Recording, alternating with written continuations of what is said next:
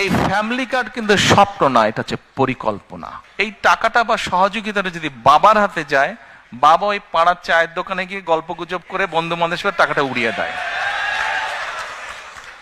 এটা আমার কথা না, এটা রিসার্চ কথা। ভাইরা আমার উপরে কিছু মাইন্ড করেন না আপনারা। আচ্ছা, তা এখন আমরা সেই জন্য মায়েদের হাতে এটা দিতে চাই। আসুন এবার ফ্যামিলি কার্ডটি কি আমরা সংক্ষেপে বিবেচনা করি, দেখি আমরা।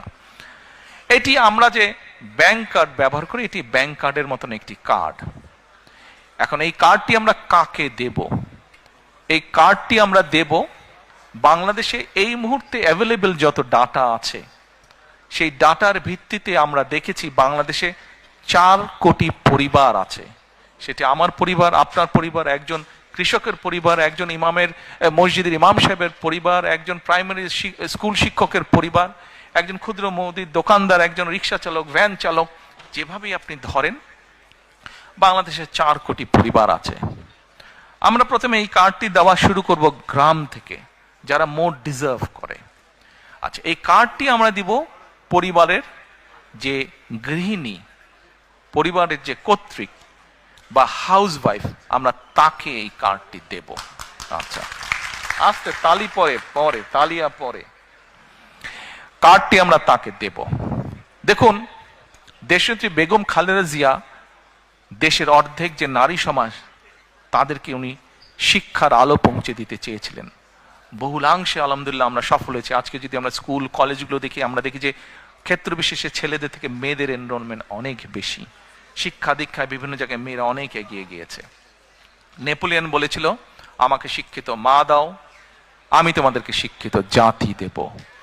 প্রিয় ভাই বোনেরা, এই কার্ডটি ইনিশিয়ালি আমরা ধীরে ধীরে 4 কোটি পরিবারের, আমাদের প্ল্যান অনুযায়ী 4 কোটি পরিবারকে দেব। বাট এই 4 কোটি পরিবারের মধ্যে আমিও আছি, আমার স্ত্রী ডক্টর জুবাইদাও আছেন।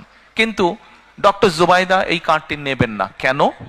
কারণ এই কার্ডটি থেকে রাষ্ট্র বা সরকার যেই সুবিধা দেবে একটি পরিবারকে, আলহামদুলিল্লাহ ডক্টর জুবাইদার এটি প্রয়োজন নেই। এখানে আপনারা যারা আছেন, আপনাদের এখানে আমাদের বহু বোন উপস্থিত আছেন, তাদের কারোরই অর্থনৈতিক অবস্থা এমন না যে সেই কার্ডটি প্রয়োজন। এইভাবে বাংলাদেশের 4 কোটির মধ্যে আমরা মনে করি বহু পরিবার আছে যাদের প্রয়োজন নেই, কাজেই তারা এই সুবিধাটা নেবেন না। তার ফলে যেটা হবে, আমরা যারা সঠিক মানুষ, এটি কিন্তু আমরা জেনারেল রাখছি, কার্ডটা ইউনিভার্সাল রাখছি। বাংলাদেশের বিভিন্ন সামাজিক সোশ্যাল নেটওয়ার্ক যেগুলো ফ্যাসিলিটি আছে, যেগুলো বেনিফিটস আছে, বিভিন্ন ক্যাটাগরি থাকে, এবং আমরা রিসার্চ করে দেখেছি যে ক্যাটাগরি এর